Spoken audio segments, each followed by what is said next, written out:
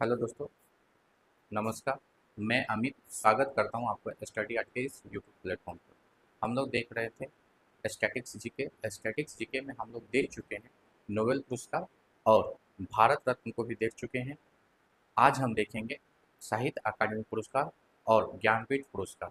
चलिए हम सेशन के स्टार्ट करते हैं। बने रहिएगा आप हमारे इस सेशन में।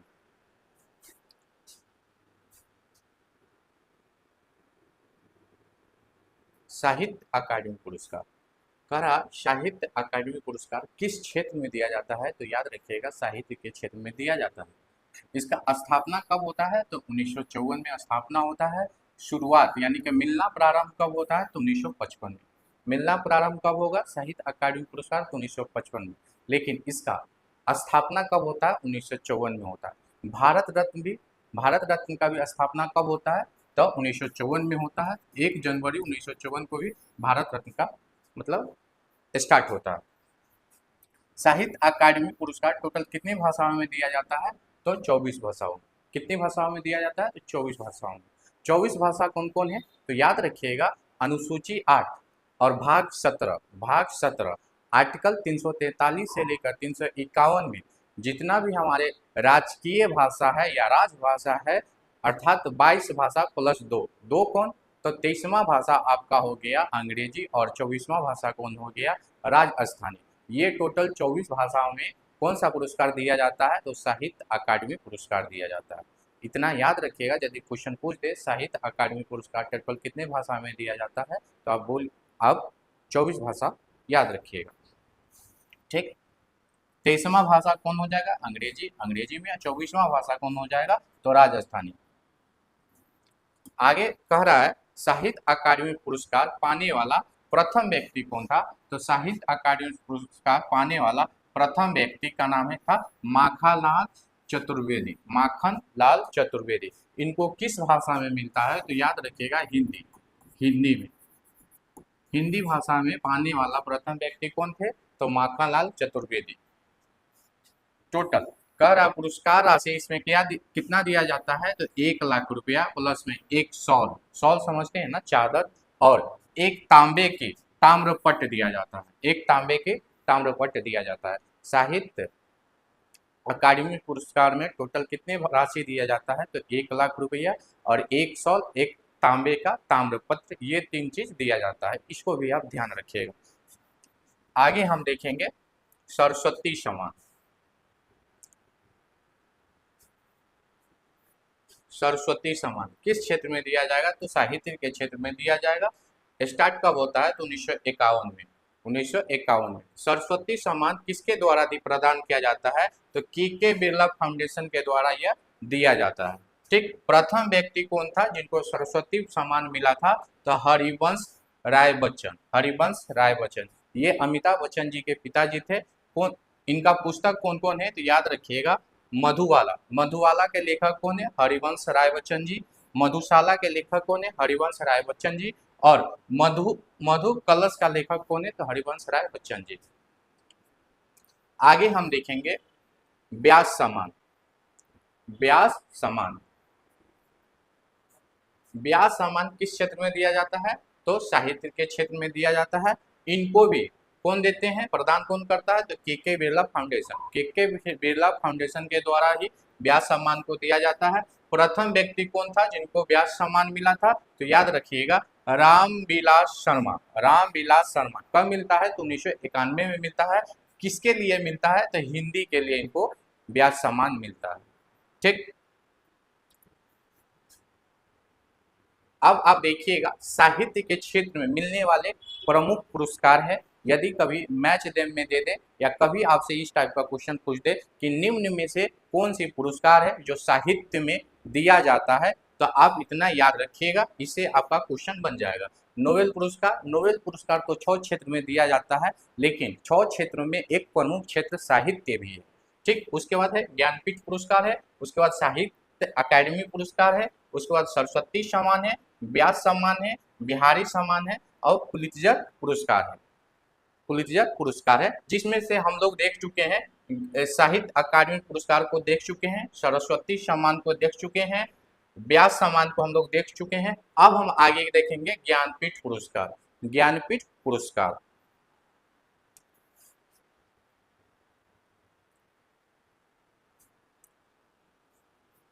कह रहा ज्ञानपीठ पुरस्कार सबसे पहले ये किस क्षेत्र में दिया जाएगा, तो साहित्य के क्षेत्र में दिया जाएगा। ज्ञानपीठ पुरस्कार है वो देते कौन है, तो याद रखिएगा जो राष्ट्रपति होते हैं उनके द्वारा प्रदान किया जाता है। ठीक, टोटल कितने भाषा में दिया जाता है, तो 22 भाषा में। याद रखिएगा जो साहित्य अकादमी पुरस्कार था हमारे, वो टोटल 24 भाषा में दिया जाता था, लेकिन ज्ञानपीठ पुरस्कार है ये टोटल कितने भाषाओं में दिया जाता है, तो 22 भाषा में दिया जाता है। संविधान में जितना टोटल भाषा 22 है ना, तो उसी भाषा में ये सिर्फ ज्ञानपीठ पुरस्कार दिया जाता है। ठीक, ज्ञानपीठ पुरस्कार का स्थापना कब होता है, 1961 में, लेकिन ये मिलना प्रारंभ कब होता है, 4 साल बाद 1965 में। 4 साल बाद 1965 में मिलना प्रारंभ होता है। पहली बार पाने वाला प्रथम व्यक्ति कौन था, तो जी शंकर कुरूप। जी शंकर कुरूप जिनको ज्ञानपीठ पुरस्कार प्रथम बार या पहली बार मिला था। कब मिला था जिनको, तो 1965 में। किस भाषा में मिला था, तो मलयालम के लिए इनको दिया गया था। किस भाषा में दिया गया था, तो मलयालम के लिए इनको दिया गया था। ज्ञानपीठ पुरस्कार में टोटल कितने राशि दिया जाता है, तो 11 लाख रुपया दिया जाता है। क्या दिया जाता है, तो 11 लाख रुपया दिया जाता है। उनके साथ साथ एक प्रशस्ति पत्र दिया जाता है और देवी सरस्वती का कास्य मूर्ति दिया जाता है। ज्ञानपीठ पुरस्कार में 11 लाख रुपया, एक प्रशस्ति पत्र दिया जाता है और देवी सरस्वती का एक कास्य मूर्ति दिया जाता है। इसको भी आप याद रखिए।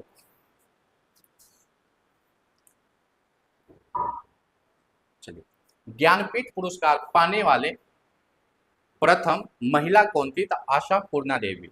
ज्ञानपीठ पुरस्कार पाने वाला प्रथम महिला कौन थी, तो आशा पूर्णा देवी। इनको कब मिलता है, तो 1976 में। 1976 में। किस भाषा के लिए इसको दिया जाता है, तो बांग्ला भाषा। किस भाषा के लिए, तो बांग्ला भाषा के लिए इनको दिया जाता है। ठीक, उसके बाद हिंदी भाषा में ज्ञानपीठ पुरस्कार पाने वाला प्रथम व्यक्ति कौन था, तो सुमित्रानंद पंत। सुमित्रानंद पंत इनको हिंदी भाषा के लिए मिलता है। कब मिलता है, तो 1968 में। कब मिलता है, तो 1968 में मिलता है। इनका पुस्तक का नाम क्या है, तो चिदम्बरा। चिदम्बरा के लिए इनको क्या मिलता है, तो ज्ञानपीठ पुरस्कार इनको दिया जाता है। आगे कह रहा है हिंदी भाषा में पाने वाले प्रथम महिला कौन थी जिनको ज्ञानपीठ पुरस्कार मिला है, तो महादेवी वर्मा। महादेवी वर्मा किस पुस्तक के लिए इनको दिया जाता है, तो यामा के लिए। कब दिया जाता है, तो 1982 में। कब दिया जाता है, तो 1982 में। इसमें जितना भी डाटा लिखा हुआ है ये बहुत इंपॉर्टेंट है, इसको आप याद रखिएगा, इसको इग्नोर नहीं करना। किसी भी कॉम्पिटेटिव एग्जाम में आपको एक क्वेश्चन इससे पूछा जाता है। ठीक, चलिए अब कह रहा है ज्ञानपीठ पुरस्कार पाने वाला प्रथम बिहारी कौन थे, तो बिहारी का नाम याद रखिएगा, रामधारी सिंह दिनकर। रामधारी सिंह दिनकर जी थे जिनको ज्ञानपीठ पुरस्कार पाने वाला ये प्रथम बिहारी थे। कब मिलता है इनको, तो 1972 में मिलता है। कब मिलता है इनको, तो 1972 में मिलता है। किस पुस्तक के लिए इनको दिया जाता है, तो उर्वशी के लिए। उर्वशी के लिए इनको दिया जाता है। ठीक, अब देखिएगा हमने आपको नोट में आप याद रखिएगा जो ये ज्ञानपीठ पुरस्कार होता है ना, तो प्रति वर्ष दिया जाता है। कब कब दिया जाता है, तो ये प्रति वर्ष दिया जाता है और ये मरणोपरांत नहीं दिया जाता है। ज्ञानपीठ पुरस्कार मरणोपरांत नहीं दिया जाता है और ये प्रति वर्ष दिया जाता है। और टोटल कितने राशि दिया जाता है, तो 11 लाख रुपया दिया जाता है। ठीक, आगे देखते हैं। कह रहा है 58 यानी कि 58वां ज्ञानपीठ पुरस्कार कब दिया जाता है, तो 2023 में। कब दिया जाता है, 2023 में दिया जाता है। किनको दिया जाता है, तो याद रखिएगा जगत गुरु रामभद्राचार्य को दिया जाता है और गुलजार गुलजार को दिया जाता है। जगत गुरु रामभद्राचार्य और गुलजार को दिया जाता है, समझे। जो जगत गुरु है रामभद्राचार्य उसको किस भाषा में दिया जाता है, तो संस्कृत भाषा के लिए दिया जाता है।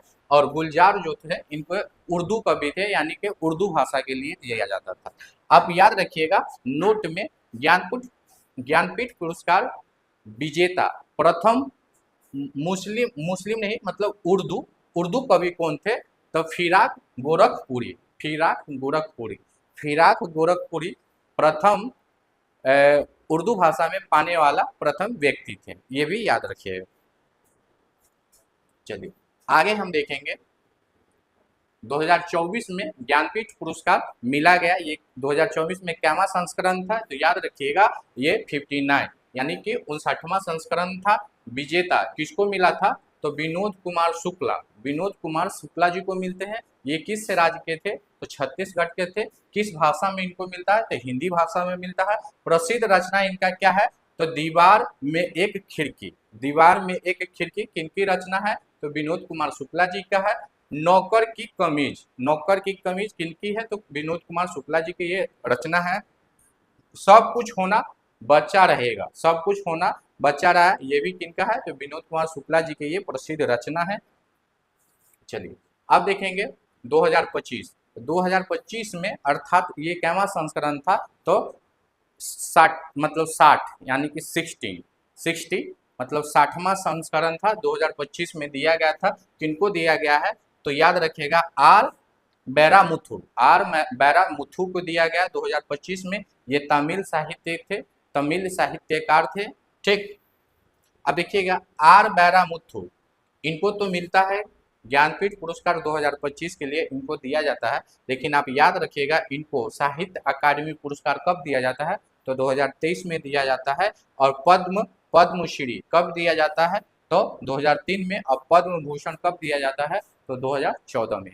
आज का हमारा सेशन यहीं तक है, फिर हम कल मिलते हैं नए वीडियो के साथ। तब तक के लिए आप अपना ख्याल रखिएगा। धन्यवाद। जय हिंद, जय भारत।